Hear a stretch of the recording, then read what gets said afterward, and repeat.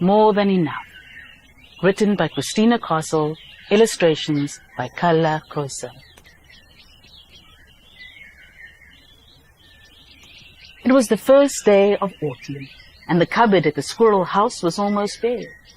There was just enough for breakfast. "Eat up, Anele," said Mum. "Today is a busy day. We're going to collect acorns." She scooped up a few baskets, Anele too, and scurried out into the brisk, cool air. The sun was shining, and the leaves in the trees were just beginning to change into the yellows, oranges, and reds of the new season. "Looks like everyone has the same idea, Mum," said Anele, as she stopped to watch the activity below. There was a certain busyness in the forest already. Mum darted down the tree, baskets and Anele in tow. "How many acorns do we need?" asked Anele, as she foraged on the forest floor. Mum smiled. "Enough to eat. Enough to enjoy. Enough to share. Enough to save. Enough to grow for the years and years and years to come."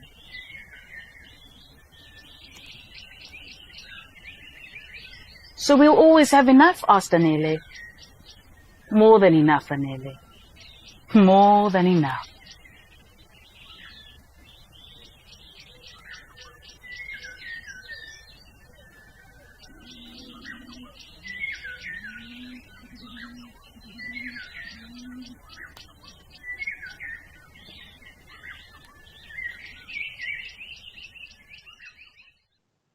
Thanks, Lorato, and hi everyone. I hope you enjoyed that reading of More Than Enough. I'm Christina Castle. I'm the author of More Than Enough and Little by Little.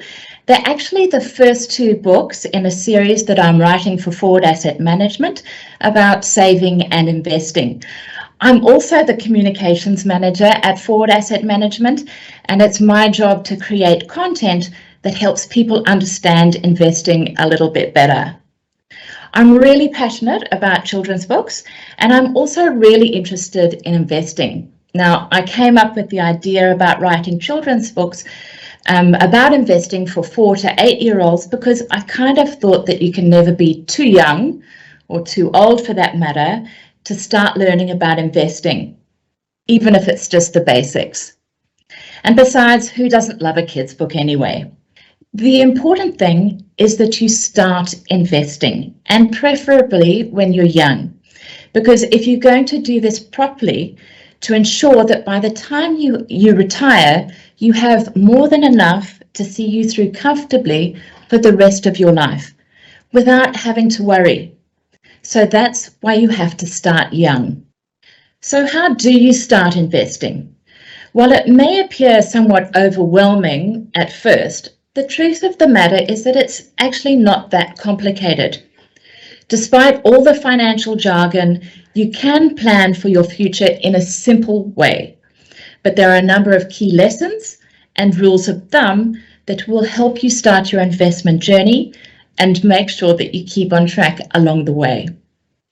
So what are those lessons? Let's start with number 1. There is no simple formula to make you rich. If there was, we'd all be rich. Number 2, and this is a biggie. Take ownership of your investments. Investing is your responsibility. You cannot outsource your finances, not to your husband, not to your wife, not to your boss, not to your mum or dad, and not to a financial advisor. Just like you cannot outsource your health.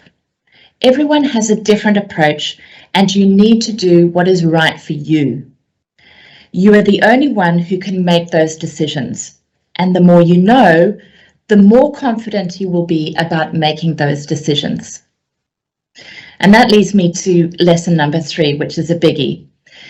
Be interested and open to learn. Study the great investors like John Templeton, Philip Fisher, Bill Gross, John M. Keynes, Warren Buffett, or even my boss, Dave Ford. They are investors we respect and admire. And read as much about them as you can. Read about the markets. Read about what's going on in the world. Get Googling and start researching. There's a wealth of information online about investing, be it podcasts or on YouTube. It's all accessible and it's all free.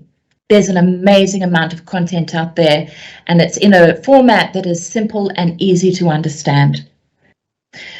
Also, think about talking to family and friends about investing. Talk to people in the financial services industry, in the investment industry, if you can.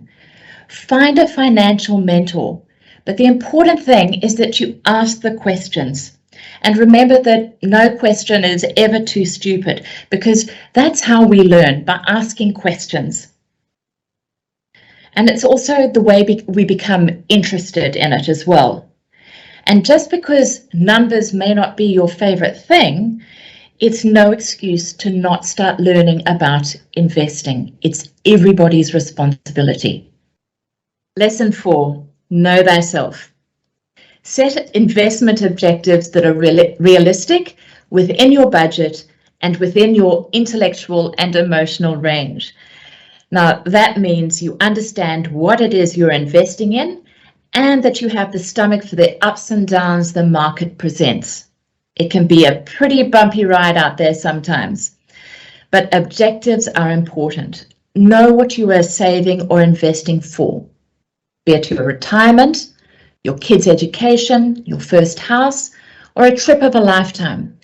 Each will have different time horizons and will determine how and where you invest. Lesson 5. If it sounds too good to be true, it probably is. Never let anyone sell you something you don't understand. Most often, it is a scheme to enrich themselves. Lesson 6. Investors are dealing with the future, and the future is uncertain. Just because an investment is done well in the past does not mean it will necessarily do well in the future. Now, onto a few rules of thumb that must be your guiding lights throughout your investment journey. Now, onto a few rules of thumb that must be your guiding light throughout your investment journey. Just keep them at the back of your mind, but refer to them often. Right, number 1, never lose money. It's one of Warren Buffett's most famous yet first rule of investing, and a cautious reminder to always do your homework for an investment. Never go into an investment prepared to lose. He also adds that rule number 2 is never forget rule number 1. On to rule number 2. To win in the investment game, you must survive. Understand risk and the importance of managing it. Risk is not volatility. Everyone talks about volatility in the market, particularly at a moment like this. Risk is the chance or possibility of permanently losing money. Spend more time worrying about the downside of risk in your investments than dreaming about the upside potential. 3. Compounding is a powerful force. I think you might have heard about this one already today, but let me just tell you about it again. Albert Einstein allegedly said, "Compound interest is the most powerful force in the universe. It competes with the will as one of the most important tools of man. You need to harness this force to become a great investor." So, I know it's been said before today, but it's a real thing, and believe me about that one too. 4. Think in years and comprehend in decades. Time is one of the most important elements in the compounding formula. You need to give your investments time and be patient with them. Only then will you realize their full potential. Number 5, and this one is really important. Know and understand the difference between investing and speculation. Investment is easy to do and succeed in. Speculation is even easier to do, but extremely difficult to succeed in. Speculation is a short holding period and uncertain result. An investment is a long holding period and a more certain result. And last but not least, number 6, diversification is the only free lunch available to investors. Simply put, don't put all your eggs in one basket. Diversification means reducing risk of loss by investing in a variety of assets. Use it as often as possible, but not as much as possible, because too much diversification reduces return. And so on that note, I want to say thanks for listening to me and good luck as you begin your investing journey. And now it's over to Lorato and Little by Little.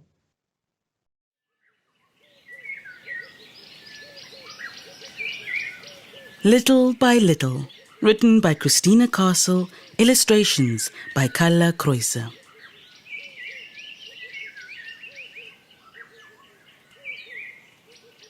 In a cozy hollow in the trunk of an oak tree, Anele the squirrel lived with her mother. Just above Anele's home, Mpumi and the woodpecker family had pecked out a space for their nest. Anele and Mpumi were the best of friends, and they thought their oak tree was the best tree in the whole forest. Anele and Mpumi loved acorns. They liked eating them, playing with them, sharing them, saving them. But they'd never tried growing them. "Today," announced Anele as they sipped their tea in the morning sun, "today I want this little acorn to grow into a big oak tree, just like the one we live in." Mpumi studied their tree. She looked up, up, up to the very top. So high it seemed as if the leaves were touching the sky. Then she looked down, down, down to the ground. The grass and flowers were very far away. "It might take more than today to grow a big oak tree, Anele," Mpumi said thoughtfully. "It might take a very long time." But Anele wasn't listening. She scooped up the acorn, scampered down the tree trunk, and started digging as fast as she could. Mpumi swooped down after her friend as Anele carefully placed the acorn into the ground. Together they covered it with soil, watered it generously, and stood back to watch it grow. 1 minute passed. Nothing happened. 2 minutes. Still nothing.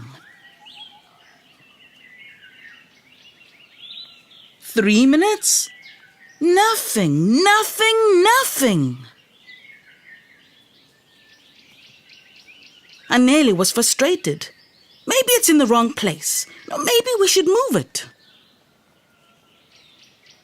"Maybe you should be more patient," said the rock Anele was sitting on. But it wasn't a rock. It was old Mr. Tortoise who had stopped for a snooze. "Your acorn needs time to grow strong roots," he explained. "Then it'll become a big oak tree, just like the one you live in." "But how long will that take?" Anele asked impatiently. "A long time," yawned old Mr. Tortoise. "Almost as long as I've lived in this forest, which, as I remember, is a very, very, very long time," whispered Mpumi. "Give your acorn time," sighed old Mr. Tortoise. "Little by little, it will grow. Not today, but one day."